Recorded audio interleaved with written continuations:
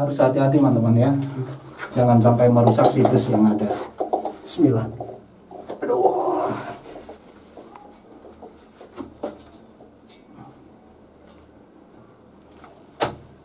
Aku mau keluar yuk.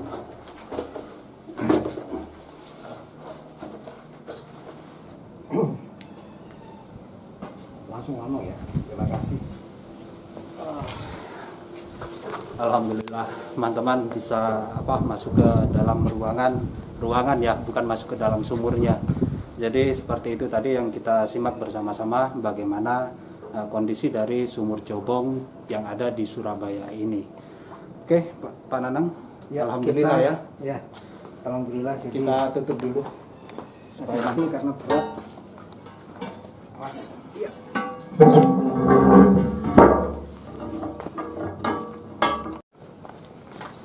Ya. Sekira Pak ya. Bismillahirrahmanirrahim.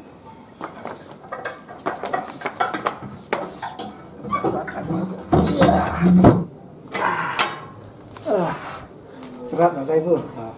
Jadi memang harus hati-hati, jangan sampai pinggang kita malah terkilir. Oke. Karena ini terbuat dari besi yang cukup tebal. Kenapa? Karena sumur ini terletak di tengah jalan, jadi supaya tetap bisa diakses warga untuk melintas di sekitar jalan ini. Ya, kita ke salah seorang warga. Nah, kita coba mampir ke rumah salah satu warga yang beliau ini Mas Agus tahu tentang seperti apa proses penemuan kala itu. Assalamualaikum. Waalaikumsalam. Woi, Mas Agus. Ya. Aku iki tamu tanpa diundang. Ya. Tamu sing gak katik ngabari, ujuk-ujuk langsung teko. Iki Mas Saiful pengen takon-takon yang sampean. Ya, Ya. Mas Agung, ngapunten mengganggu Mas Agus, waktunya ya. Ya. Oh ya Mas Agus ya, sorry. Mohon maaf mengganggu waktunya Mas Agus. Jadi barusan kita melakukan eksplorasi ya mengenai sumur Jobong di Pandean ini ya. Ya. Nah, menurut informasi yang kita dapat ini Mas Agus, katanya beliau jenengan ini adalah salah satu orang yang ikut menggali pada bagian sumur ini. Bisa diceritakan nggak awal cerita dari penemuan sumur Jobong ini sendiri?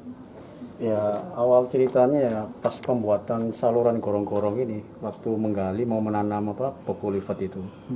Di saat penggalian sedalam 1 meter, itu terlihat bata yang berjajar gini, 1 meter persegi.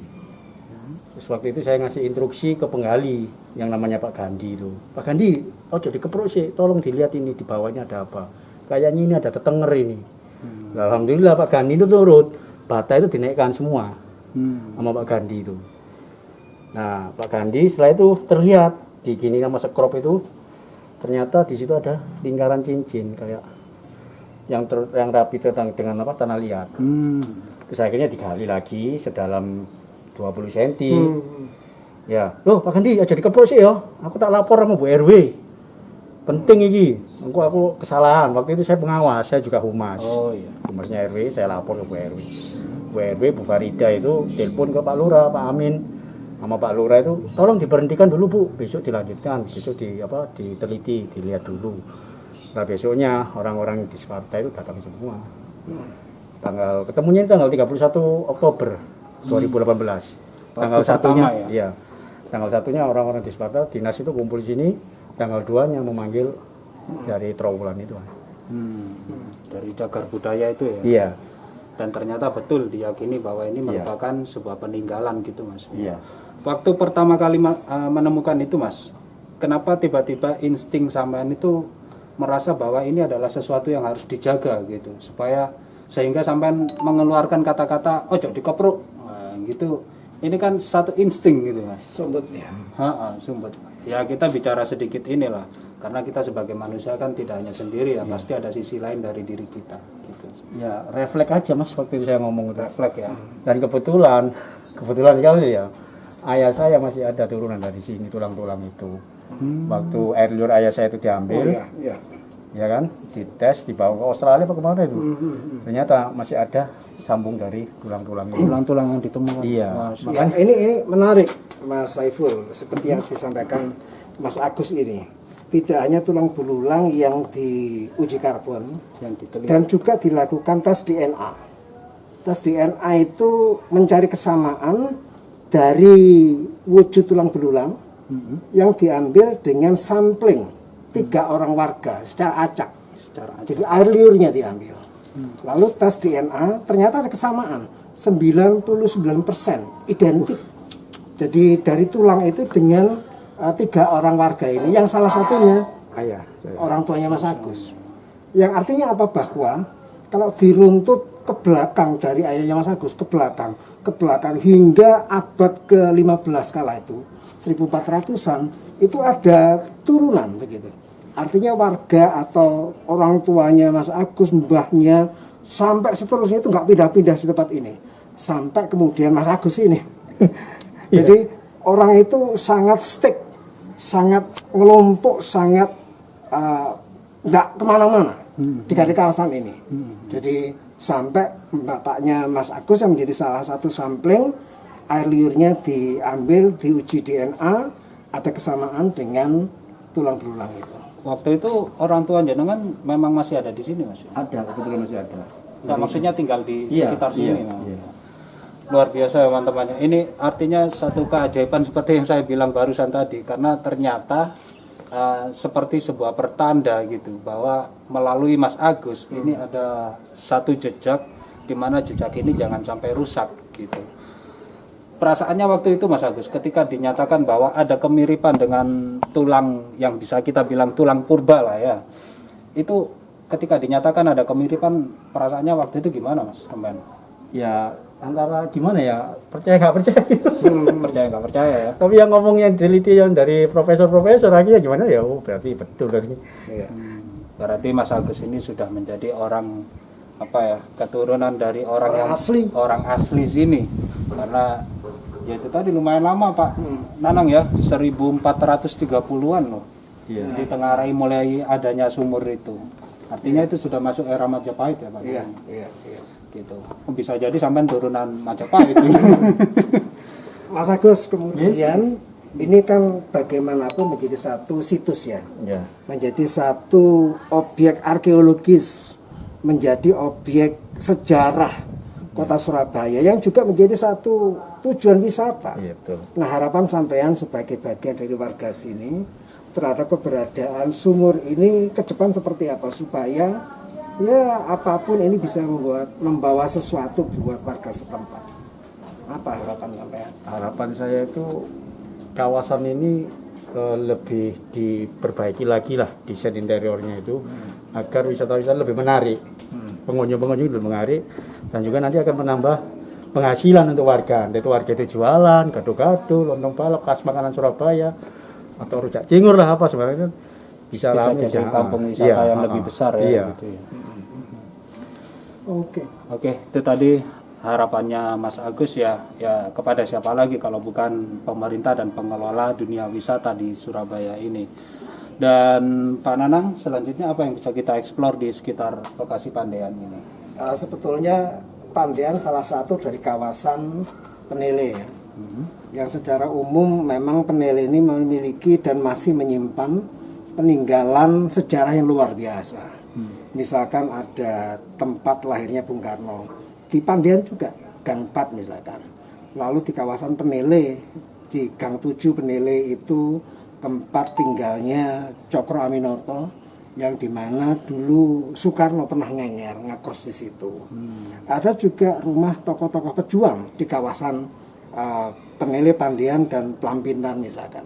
Kalau kita runtut lagi secara arkeologis ke belakang juga ada Masjid Jami Penele, ada makam Putri Cempo itu tahun 1300-an, yang berarti juga menunjukkan ketuaan secara arkeologis kawasan ini.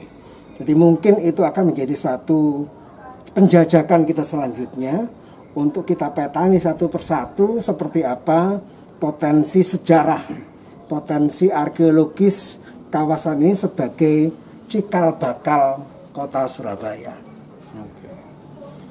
Ya, oke teman-teman, pokoknya tetap aja terus stay tune di channel kita ya, karena hanya di channel ini kamu akan mengikuti perjalanan kita untuk mengupas sedalam-dalamnya bagaimana identitas daripada negeri dan bangsa kita ini. Oke, Pak Nanang. Oke, Pak Agus. Suwun nggih.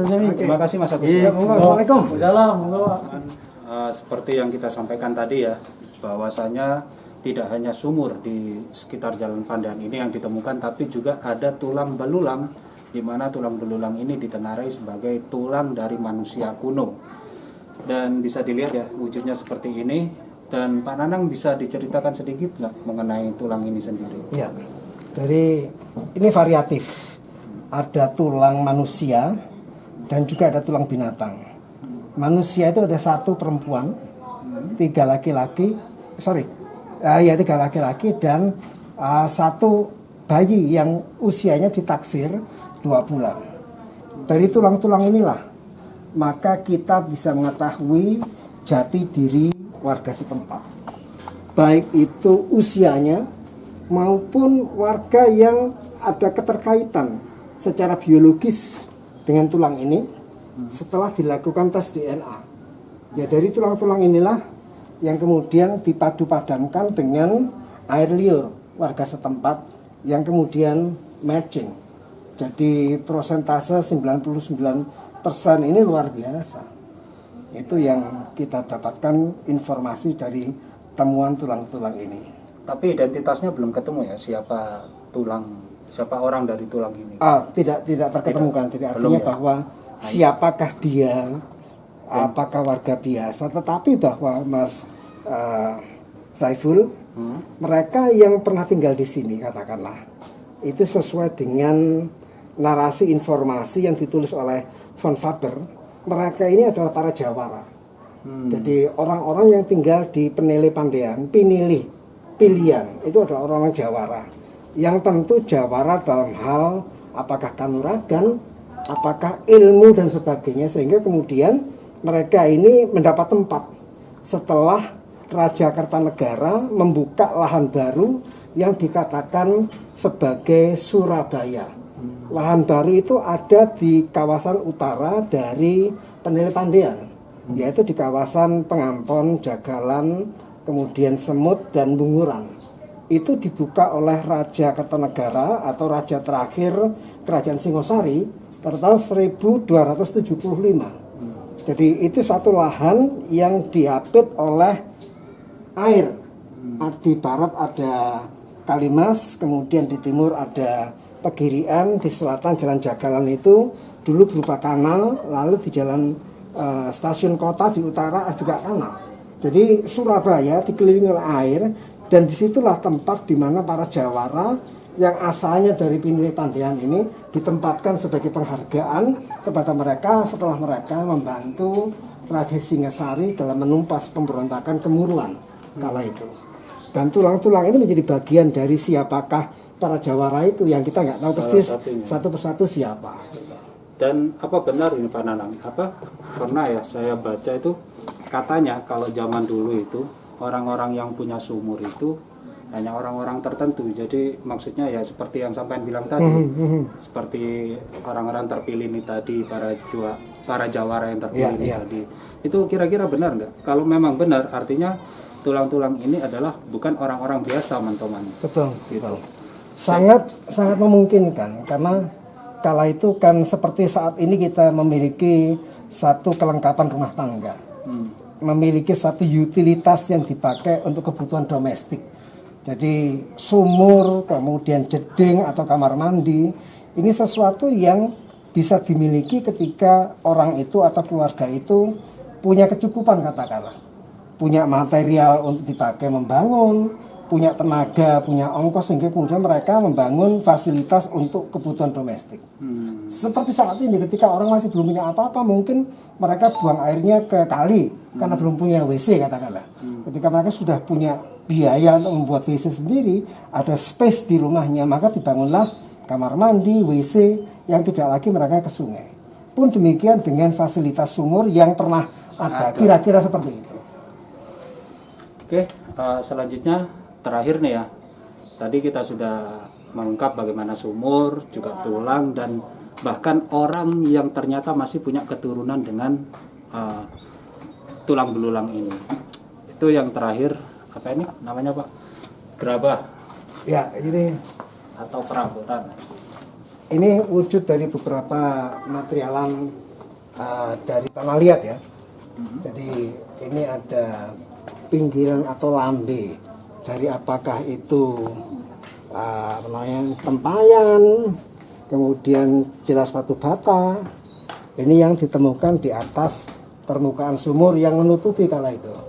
Lalu juga ada keramik-keramik. Ini sesuatu yang merupakan barang impor di era Kerajaan Majapahit, ya kan? Jadi ini semua menjadi satu barang atau artefak yang ditemukan di Sumur Jobong. Jadi gitu ya.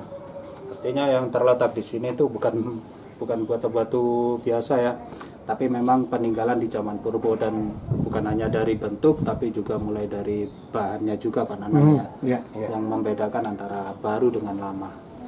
Di sini juga ada deskripsinya. Teman-teman kalau bermain di sini juga bisa mempelajarinya secara langsung. Oke, kawan YouTube Indonesia, itulah tadi eksplorasi kita mengenai Sumur Jobong di kawasan Pandean, Surabaya, di mana Sumur Jobong ini ditengarai sebagai sumur yang ada sejak era Majapahit, dan bahkan lebih jauhnya lagi Pak Nanang ya. Sumur ini ada di peradaban awal orang-orang di Surabaya kala itu. Dan teman-teman, cukup sekian dulu ya eksplorasi kita. Sampai jumpa di edisi berikutnya. Kita akan kupas tuntas sehabis-habisnya sampai benar-benar mendetail, karena hanya di channel ini kamu akan mendapatkan informasi selengkap-lengkapnya bersama Nanang Purwono. Salam Jibril.